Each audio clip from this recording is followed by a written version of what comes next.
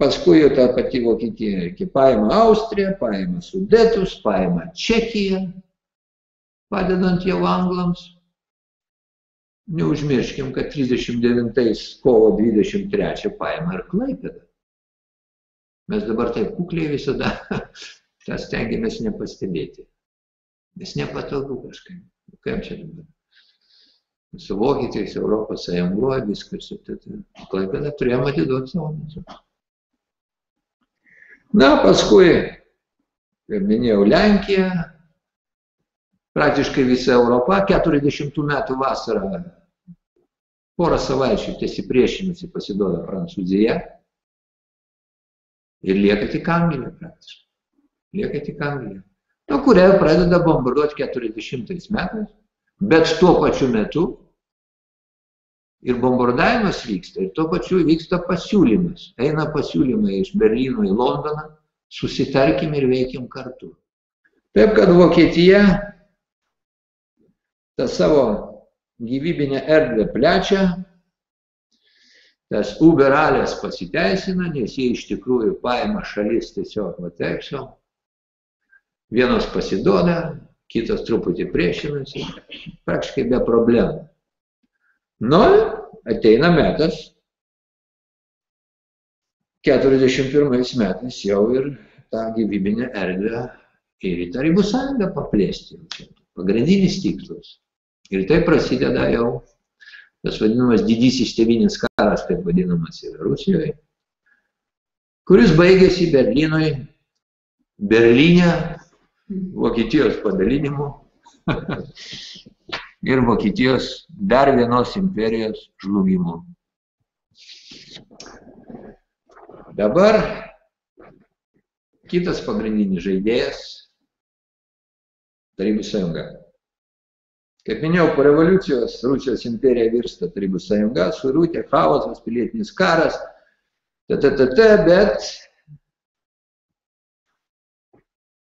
paskui viskas pradeda krypti šiek tiek geresnę pusę. Atsiranda tam tikri jau tie konfliktai su ta Berlyno, Romos ir Tokijo ašim. Vyksta naujas pasaulio perdalinimas ir Tarybų Sąjungai pasaulinis karas prasideda anam gale karai su Japonija 37 ir 8 metais. Japonija vykdydama va tos ašies tam tikrus uždavinius, tenais konfliktuoja su Tarybų Sąjunga, bet patiria pralaimėjimą Japonai ir pavyksta neutralizuoti. Japonai nukreipia visą savo ugnį į Kiniją ir į Ramiojo vandenyno akvatoriją. Tarybų Sąjunga užsitikrina ten ramybę, bet vis tiek turi laikyti dalinius, nes nežinia ar laikysis tie, būdami sąjungininkai Berlyno ir Romos. Toliau, kaip minėjau, Tarybų Sąjunga bando sustabdyti Hitlerį ir siūlosi Čekoslovakijai padėti, bet negali to padaryti dėl Anglijos pozicijos, ir dėl Lenkijos. Ir, kaip sakiau, 39 metais, praktiškai paskutinės pastangos, pavasarį ir vasarą vyksta derybos su Anglija ir Prancūzija, kad būtų garantuotas tų valstybių nuo Baltijos iki Juodosios jūros saugumas. Tos derybos vyksta sunkiai, nes dabar atskleisti Anglijos ir Prancūzijos archyvai rodo, kad derybininkams buvo duotas uždavinys nesusitarti. Jie tik vaidina derybą. Bet šiaip jau toks įdomus faktas, kad 39, man atrodo, teisingai pamenu, balandžio 17. Tarybų Sąjunga jau konkrečiai pasiūlo Anglijai ir Prancūzijai garantuoti Pabaltijo valstybių saugumą Vokietijos agresijos atveju. Bet kaip minėjau, jie šito ir nenorėjo, taip kad šitos derybos baigėsi niekuo. Ir tada yra sudaromas Ribbentropo-Molotovo paktas. Ir prasidėjus karui įveda kariuomenę į Lenkiją.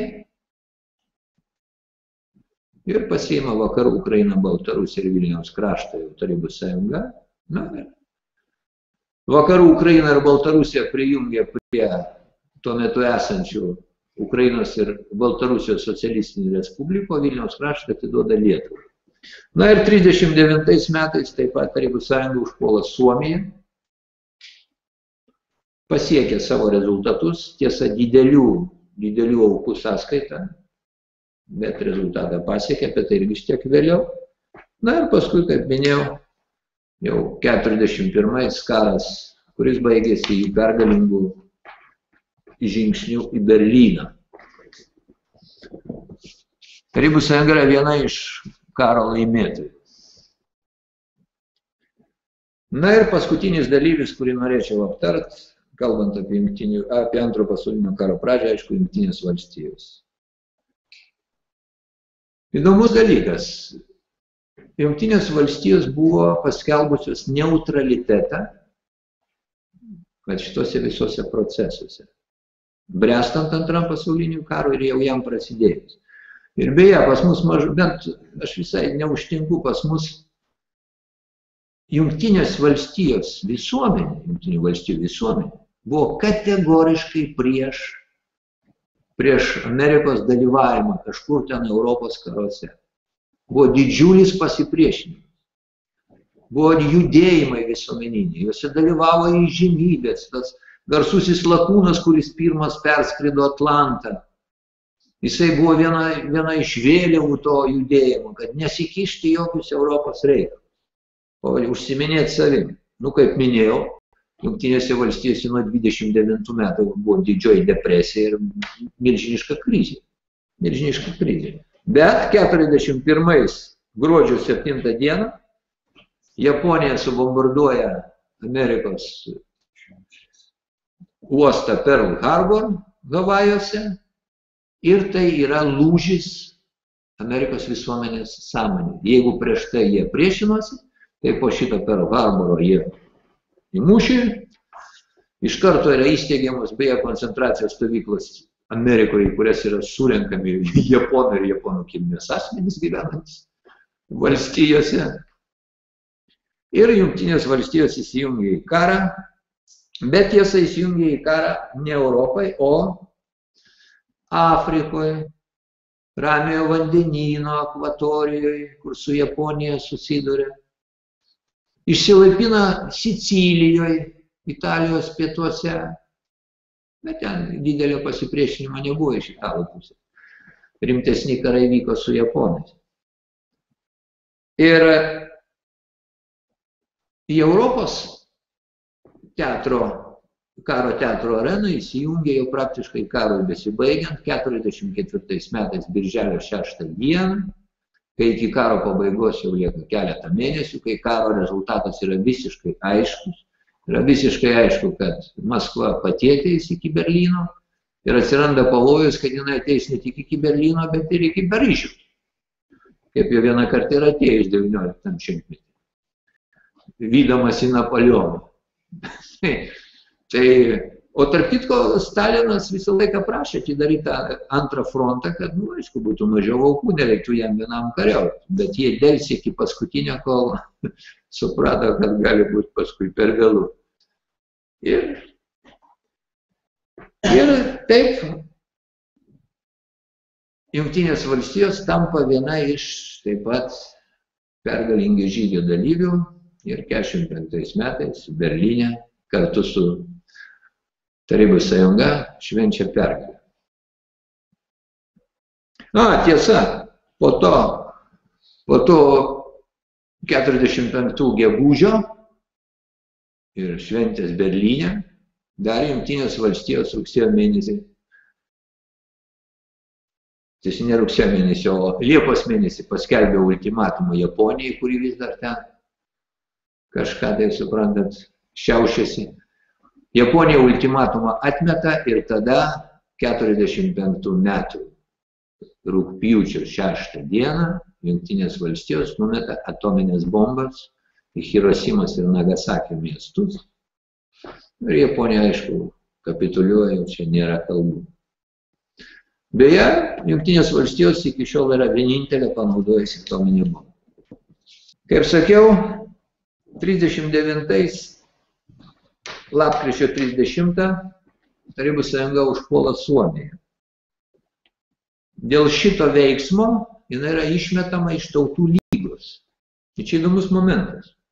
Balsuojant už išmetimą iš Tautų lygos, nebalsuoja už Suomijos kaimynai. Švedai, danai ir norvegai. Jie nebalsuoja, kad Tarybų sąjungą išmesti. Bet balsų užtenka ir jinai yra išmetama. Na ir 40 metais tas užpuolimas Suomijos 45 kovo 13 baigėsi taikos sutartim. Ir čia yra svarbiausias dabar dalykas, supras, kodėl tas karas prasidėjo. Todėl, kad siena tarp Suomijos ir Tarybų sąjungos ėjo 32 km nuo Leningrado tuomet. Ir kai Hitleris atėjo į valdžią, praktiškai nuo pat 33 metų tarp Maskvos ir Helsinkio vyko derybos, kaip tą sieną atitolinti. Man yra tekę skaityti visą tą derybų eigą, ko tik ten rusai nesiūlė ten suomiams, kad jie tenai, tam tikrą nuolaidų jam reikėjo ten, ar bazės, ten ilgai reikėtų pasakoti. Esmė vieno žodžiu vyko derybos, rusai norėjo apsaugoti Leningradą ir nustumti sieną toliau. Paskutinis siūlymas tai buvo atitraukti ant kažkiek tą sieną ir mainais Suomijai galėjo gauti dvigubai didesnę teritoriją. Bet Suomija visus tos siūlymus atmetė. Atmetė, aš manau, dėl dviejų priežasčių. Pirmiausia, jie turėjo Mannerheimo liniją pasistatę gynybinį nuo Rusijos ir manė, kad jinai apsaugos juos. Ir antras dalykas, bet aš nepaminėjau, ir mes dažnai šito nesuprantam. Tarybų sąjunga iki Antro pasaulinio karo buvo laikoma silpna valstybė. Ir jinai iš tikrųjų tokia buvo. Didelę dalį laikotarpio tarp revoliucijos ir Antro pasaulinio karo pradžios iš esmės jinai kovojo už savo išlikimą. Ir dėl to buvo pagrindo manyti, kad bus jie lengva įveikti. Ir dėl to čia ir Lenkai buvo tokie drąsūs. Ir Suomiai galbūt irgi taip elgėsi, kaip elgėsi, nes tarp kitko, po šitų visų įvykių, po Antro pasaulinio karo Suomiai buvo neutralūs, išnaudojo Tarybų sąjungos rinką, kas prisidėjo didelę dalim prie jų ekonominių rezultatų. Bet įdomu, kad dabar Suomija po ilgų dešimtmečių vėl ruošiasi įsileisti NATO bazės. Dabar tokie pranešimai. Bet šiaip jau, trumpai šnekant, Tarybų sąjungos ir Suomijos karo priežastis, tai Maskva norėjo apsaugoti Leningradą. Toks buvo motyvas, aišku, Suomiam nuo to nelengviau, maža kas ko nori. Bet nereikia manyti, kad tas karas kilo šiaip savo, iš neturėjimo ką veikti. Motyvas buvo. Dabar kalbant apie Lietuvą, reikia žinoti vieną dalyką. Nagi Vilniaus kraštas buvo Lenkų okupuotas, mes neturėjom diplomatinių santykių su Lenkija. Bet aš nepaminėjau kalbėdamas apie Lenkiją. Tai 38 metais, kai jis skelbė ultimatumą Čekoslovakijai dėl Tešino žemė, taip pat toks pat ultimatumas buvo ir Lietuvai 38 metais. Ir mes tą ultimatumą priėmėm, tuo pačiu pripažindami Vilniaus kraštą, nes kodėl nebuvo diplomatinių santykių, nes mes nepripažinom Vilniaus krašto Lenkijos dalimi. Sudarę diplomatinius santykius, mes tuo pačiu juridiškai tarptautinės teisės požiūriu pripažįstame Vilniaus kraštą Lenkiją. Bet 38 metais Lietuvos valdžia pasirinko tokį ėjimą. 39 metais, kovo mėnesį, mes gaunam ultimatumą iš Vokietijos dėl Klaipėdos krašto. Ir mes jį taip pat priimam be kovos. Nebuvo iššautas nei vienas šūvis, nei Klaipėdos krašto atidavimo atveju, nei... Na tiesa, su Lenkija čia net ir nebuvo galimybės tokios. Na ir po Ribentropo-Molotovo pakto, kaip minėta, kada rusai pagal susitarimą su vokiečiais užima Vilniaus kraštą, Rusija pasiūlo Lietuvai sutartį, nepuolimo ir tokį kažkokį bendradarbiavimą. Ir esmė yra tokia. Mums yra atiduodamas Vilnius ir Vilniaus kraštas Lietuvai, o Lietuva įsileidžia karinės bazės į Lietuvą. Tos bazės įsikūrė Alytui, Vilniui, Kaune ir dar kažkur. 4 berods ar 5. Toks buvo sandoris. Kam rusams šito reikėjo? Tai taip pat kaip ir su Suomija. Kadangi artėjo karas ir nors buvo sutartis atseit su vokiečiais, bet visi suprato, kad tai yra sutartis tokia filkina gramata. Karas buvo neišvengiamas ir Tarybų sąjunga norėjo pradėti karą kuo toliau nuo savo sienų. Toks buvo motyvas. Tų visų procesų orientuotų į šitos teritorijos nuo Baltijos iki Juodosios jūros užėmimą. Kadangi nepavyko kitaip apsaugoti jų, tai buvo pasirinktas toks modelis. Nu ir čia dar ne pabaiga, to viskas mums nesibaigė. Vilnių tai mes atgavom. Bet tada beje atsirado tas garsusis sakinys. Vilnius mūsų, o mes rusų. Čia tada, Vilnių atgavom, bet bazės atsirado. Bet čia dar buvo pusė bėdos, kad tik to būtų pasibaigę. 40 metais birželio 14 dieną Lietuva gauna kitą ultimatumą. Kad įsileisti papildomas dar bazės, pakeisti vyriausybę ir panašiai. Ir Lietuva priima šitą ultimatumą. Vyriausybė naktį posėdžiavusi nutarė nesipriešinti, Smetona pabėga iš Lietuvos. Ir Rusija įveda papildomus karinius dalinius irgi be jokio šūvio iš mūsų pusės. Vat kada aš išsakau tą idėją, kad ar mes turim kelti savo kariuomenį apsigynimo uždavinį, ar fiksuoti gynimosi faktą, tai vat aš remiuosi šitą situaciją, kai mes neiššovėm nei vieno šūvio. Vat šitokioj situacijoje ir turi būti fiksuotas tas gynimosi faktas.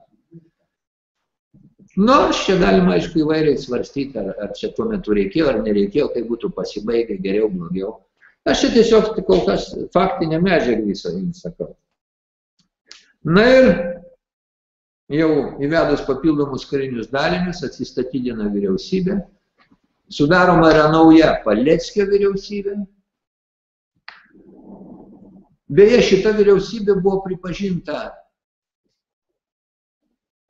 Europos valstybių, ne visų, bet dalies Europos buvo pripažinta de jure, kitų de facto. Paleckio vyriausybė buvo pripažinta. Ne visų. Jungtinės valstijos nepripažintas. Bet aš dabar tiksliai neatsimenu, bet nemaža dalis pripažino. Bet po to jau procesai ėjo strimgalviais ir skelbiami rinkimai į liaudės Seimą, kurios laimi tie, kam reikia. Taip kaip rinkimus į Europos Sąjungą laimėjo tiem, kam kas reikia referendume, taip ir čia. Ir jau tas liaudės Seimas paskelbė, kad nori įsijungti į Tarybų Sąjungą. Ir mes rugpjūčio mėnesį esam priimami į Tarybų Sąjungą. Ir taip baigėsi Lietuvos kaip nepriklausomos valstybės egzistavimas iki Antrojo pasaulinio karo. Na, paskui 41 birželio 22 mes jau priimam vokiečius. Tai šitai prasidėjo karas Lietuvai. Nu ir dabar Antrojo pasaulinio karo rezultatai. Formaliai laimėtojai yra anglai, prancūzai, amerikonai ir Tarybų sąjunga. Bet čia yra vienas įdomus niuansas su prancūzais. Kada vokiečiai pasirašo kapituliaciją ir pamato, kad nugalėtojų tarpe yra ir prancūzai, vienas iš jų sušunka. Kaip? Ir šitiem mes pasidavėm.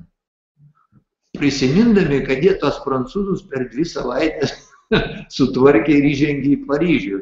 Prancūzai savo sėkmingai ten su tais vokiečių karininkais Paryžiui po vėliavomis su svastikomis gurkšnojo kabutę. Na, bet dėl tam tikrų sumetimų prancūzai buvo įtraukti nugalėtojų sąrašą ir Vokietijoje gavo savo atsakomybės dalį. O pagrindiniai tai, aišku, Anglija, Amerika ir Prancūzija ir Tarybų sąjunga prisidėjo. Bet dabar, jeigu kalbėti apie nugalėtoją Angliją, nu taip, lyg ir nugalėtoja, bet jinai prarado savo kolonijas, prarado įtaką, prarado svaro sterlingo įtaką, jis išliko kaip rezervinė valiuta, bet jau visiškai nesu tą įtaką. Ir beje, po karo Anglijai buvo didžiulis irgi chaosas, jinai buvo ant bankroto ribos. Amerika turėjo jai suteikti kreditą, kurį išmokėjo, pasirodo, kad tik 2006 metais galutinai. Ir toks įdomus niuansas. Maisto kortelės Anglijai buvo panaikintos tik tais 54 metais. Taip, kad tokia nugalėtoja greičiau pralaimėtoja vaidinčiau. Tarybų sąjunga laimėtojų sąraše, nu taip, teritoriškai išsiplėtė. Išsiplėtė kartu su teritorija jos ideologijos erdvės. Tarybų sąjunga kartu su anglais ir amerikonais braižė Europos žemėlapį. Jie atiteko karaliaučiaus sritis, bet pavyzdžiui, jie braižė ir Lietuvos tame tarpe ribas, bet čia įdomiausias faktas, sakykime, Tarybų sąjunga ir Stalinas nubrėžė gabalą iš Vokietijos ir prijungė prie Lenkijos. Dabar beveik trečdalis Lenkijos, tai yra Stalino dovana pokarinė Lenkams. Bet iš kitos pusės Tarybų sąjunga sugriauta pramonė, žuvė 10 milijonų žmonių. Tai ta pergalė tokia, kaip jie sako, su ašaromis akyse, yra net daina tokia, kaip ta pergalės diena. Su ašaromis akyse tas džiaugsmas. Toks abejotinas dalykas. Na ir štai ketvirtas dalyvis šito pergalingo ketverto – Jungtinės valstijos. Mano supratimu, štai čia yra tikrasis nugalėtojas. Nes Jungtinės valstijos užima Britanijos vietą pasaulyje, dalis jos kolonijų patenka į Jungtinių valstijų įtaką. Tiekdama prekes kariaujančiam šalimis už auksą, o tas lentlyzas visas buvo apmokamas auksu. Jungtinės valstijos sukaupė didžiulį aukso kiekį ir tada šitam chaotizuotam pasaulyje pokariniam jie pasiūlo naują finansinę sistemą. Sako, tegu doleris bus dengtas auksu, kadangi mes tą auksą tik ir te turim, nu, jūs visi kiti jau prijungsit savo valiutas prie dolerių. Ir taip jie tampa dominuojančių finansų pasaulyje. Doleris tampa iš esmės dominuojanti ir pagrindinė valiuta pasaulyje. Nu, o per tai jau paskui ir visa kita. Taip, kad po antro pasaulinio karo iš esmės lieka dvi tokios supervalstybės iš tų nugalėtojų. Tai Tarybų sąjunga, bet su sužlugdyta pramonė, 10 milijonų žuvusių. Ir Jungtinės valstijos su stipriai išsiplėtusia įtaka ir atsiradusia jau dominuojančia dolerio padėtimi. Tai čia atsitinka toks labai svarbus dalykas. Mes čia artėjam prie esmės, o biškai einam į pabaigą, aš už tą ir akcentuoju tos dalykus. Tarybų sąjunga neprisideda prie Bretton Woodso sutarties. Nors valstijos siūlo jai taip pat pasirašyti. Nu, ta, kad visi prie dolerių ryšame, su doleriais prie aukso. Tarybų sąjunga neprisijungia prie šito. Vietoj to sukuria savo visiškai ganėtinai unikalią finansų sistemą, nepriklausomą nuo dolerio. Ir kurios yra pats įdomumas. Tarybų sąjungoje pokaryje funkcionavo, nu, pradžioje jau buvo ir prieš karą padaryta, bet jau, taip sakant, susiformavo galutinai pokaryje. Tas atrodė maždaug taip. Buvo buitiniai pinigai, rubliai, kurie funkcionavo buitį. Žmonės gaudavo algą, už tą algą pirkdavo prekes. Toliau buvo pinigai, kurie funkcionavo tik sąskaitose, sąskaitiniai rubliai. Šitais rubliais atsiskaitinėjo įmonės tarpusavy. Toliau buvo rublis, kuris buvo keičiamas į valiutą. Ir atsiradus paskui jau tokiai dideliai erdvei tarybinių visokių valstybių arba valstybių, kurios buvo Maskvos įtakoje, atsirado toks lenkiškai, tai buvo vadinam rubliai transferovai, pervedamasis rublis. Jų atsiskaitinėjo Maskva su Varšuva, su Rytų Berlynu, su Vietnamu ir panašiai. Ir kaip suprantat, tai buvo milžiniška konkurencija doleriui. Nes šitoks buvimas tokios erdvės, nepavaldžios doleriui, mažino dolerio pačią erdvę. Konfliktas, nu, mano akimi žiūrint, buvo vėl užprogramuotas ir iš esmės, aš manau, kad nuo to prasidėjo šaltasis karas, kada jie nepasirašė to Bretton Woodso, konfliktas tapo neišvengiamas. Ir tas šaltasis karas, jis taip vadinamas, tik baigėsi antrasis pasaulinis, prasideda karas, kuris vadinasi šaltuoju, kuris tęsiasi maždaug 40 metų viso. Ir atėjus Gorbačiovui į valdžią, Tarybų sąjunga pralaimėjo tą šaltąjį karą. Pralaimėjo šaltąjį karą. Ir štai, pralaimėjusi šaltąjį karą, Tarybų sąjunga vėl virsta į Rusiją. Kažkada jau Rusija virto į Tarybų sąjungą po revoliucijos, dabar virsta jau Tarybų sąjunga vėl į Rusiją. Bet jau yra Rusija pralaimėjusi. Jeigu antrą pasaulinį karą jinai nustekenta, bet baigė vis tik pergalinga šalis, tai dabar jinai yra akivaizdžiausiai, jinai pralaimi šaltąjį karą, praktiškai be šūvio. Be šūvio. Ir dabar kokie jos yra padėtis, pavardinkim. Pirmiausia, nebelieka misijos. Rublis yra pririšamas prie tos sistemos. Rusai nebegali imituoti rublio, taip kaip jie tą darė prieš tai. Kaip sakiau, nebetenka misijos teisės savo. Atsiranda vėl privati nuosavybė, kitaip sakant, yra likviduojama valstybinė nuosavybė gamybos priemonės, tai vėl grįžta į įprastą pasaulinį būvį visų kitų šalių. Privatizacija. Nu, praktiškai kitas, kas lieka nesugriauta, yra privatizuojama. Privatizacija beje vadovauja Jungtinių valstijų specialistai, patarėjai. Kaip kurie paskui iš jų buvo neteisiami už tą privatizaciją, nes jie taip privatizavo, kad jų kišenės ten daug kas nutekėjo. Teisė ne Rusija, ne. Jungtinėse valstijose buvo bylos iškeltos, kurie konsultavo privatizavimo procese. Na, tie patys patarėjai rašo įstatymus Maskvoje, ten sėdi jų tūkstančiai, sėdėjo tų patarėjų, na dabar sėdi Ukrainoje, taip. Čia įprastas procesas. Pralaimėjusi valstybė visada turi tokias sąlygas priimti. Kada rusai buvo ant arklio, Tarybų sąjunga teisingiau, tai tokie patys patarėjai sėdėjo kur nors Varšuvai, kurie patarinėdavo kaip Lenkam rinktis arba Afganistane. Tai įprasti dalykai. Čia nieko tokio ypatingo nėra. Bet aš tiesiog apibūdinu, nes mūsų sąmonė, kodėl aš apie tai kalbu, mūsų sąmonė, arba spaudoje niekada tai nėra akcentuojama. Žmonės pirmiausia šitą Rusiją įsivaizduoja ir toliau kaip Tarybų sąjungos tęsinį. Nors aš sakau, esminis skirtumas, nebėra valstybinės nuosavybės į gamybos priemonės. Tarybų sąjungoje iš principo nebuvo privačios nuosavybės gamybos priemonė. O Rusijoje tai yra įprasta kapitalistinė valstybė.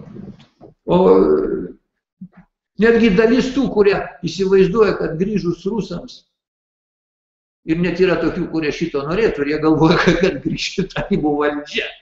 Prantat, nu, taip, tokie yra tie klodai visuomeninės sąmonės. Dėl to aš ir akcentuoju. Visai jau kita ta Rusija. Plus, vėlgi, kai čia jinai yra įsivaizduojama kaip tokia, nu nežinau, tokia, kažkaip jau labai jau čia tokia galinga, o jinai pralaimėjusi valstybė. Taigi dar vardinu keletą dalykų. Yra vežami iš jos masiškais kiekiais vežamas metalas. Bet kaip minėjau, tie resursai iš jos yra vežami masiškai, metalai, uranas, tokia strateginė žaliava, uranas, galybė kitų dalykų. Bet dar svarbesnis dalykas, mokslininkai išvažiavo. Tarybų sąjunga turėjo nemenką mokslinį potencialą. Ir kai viskas subirėjo, ir nebebuvo ką veikti, institutai užsidaro, tai jie ten tūkstančiais išvažiavo į vakarus ir pagrindė Jungtinės valstijos. Pirmiausia prarado rinkas, paskui atitinkamai prarado pramonę, iš to atsirado bedarbiai, skurdas. Po to karas Kaukazėje, ne tik Čečėnijoje ten ir dar su kitais. Nu ir 98 metais jau kaip vyšnia ant torto defaultas, reiškia bankrotas valstybės. Nu plus dar aš nepaminėjau, po viso šito chaoso prasideda Rusijagi sudaryta iš autonominių įvairiausių ten respublikų. Prasideda jų suvereniteto skelbimas, prasideda konstitucijų perrašymas. Nu praktiškai Rusija pradeda byrėti. Ir Jungtinės valstijos, ramiai sėdi, procesas eina reikiamą linkme.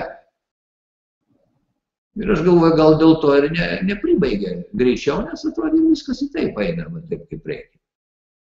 Ir iš tikrųjų viskas taip ir ėjo. Ir jinai turėjo subirėti. Ir čia vėl toks nesuprantami dalykai, kai po revoliucijos irgi atrodė, kad jau jai gavosi, paskui kažkokiu tai būdu sugebėjo išsilaikyti ir net antrojo pasaulinio karo nugalėtoją tapti. Tai čia vėl 2000 metai, iššoka tas Putinas ir viskas pradeda keistis. Ir dabar išvardinkim, kaip keitėsi, kad suprastume. Kodėl šiandien yra tokia situacija, kaip yra pasaulyje. Jau lemiamas šitas dešimtmetis nuo 2000 metų. Pavardinsiu keletą dalykų. Pirmiausia yra sustabdomas tas vadinamas suverenitetų paradas. Tas visos autonominės respublikos yra priverstos laikytis bendros konstitucijos ir yra sustabdomas toks griuvimo procesas.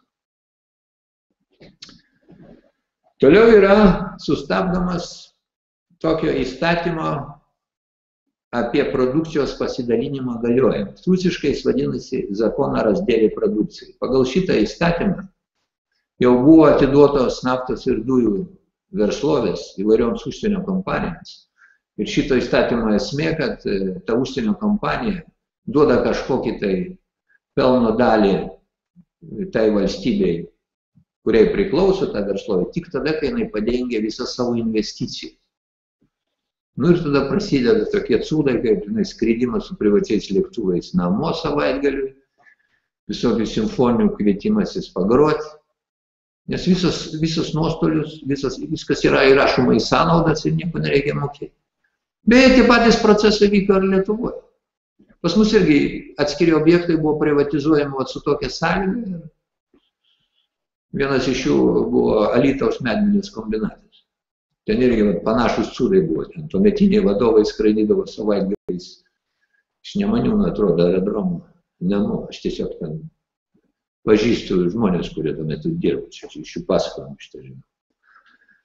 Nu ir atitinkamai, nors Rusija yra vienas iš pagrindinių dujų ir naftos eksportuotojų, pinigų iš to praktiškai nebuvo.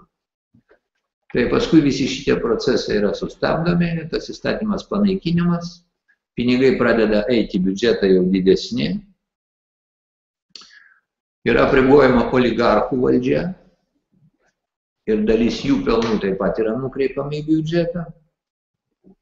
Atsiradus pinigų yra žengiamas Nu, mano akimi žiūrint, vienas iš svarbiausių žingsnių ir tai man rodo, kad kažkas Rusijai gerai supranta, kas vyksta ir kur visų procesų esmė. Rusija skubiai atiduoda skolas, kurių jinai buvo prisėmusi per tą dešimtmetį nuo 90 metų iki 2000. Jinai buvo prisėmusi skolų, nes ten buvo visiškas chaosas. Skurdas. Maskva strimgalviais atsiskaito. Nu, atsiradus pinigams prasideda kariuomenės finansavimas.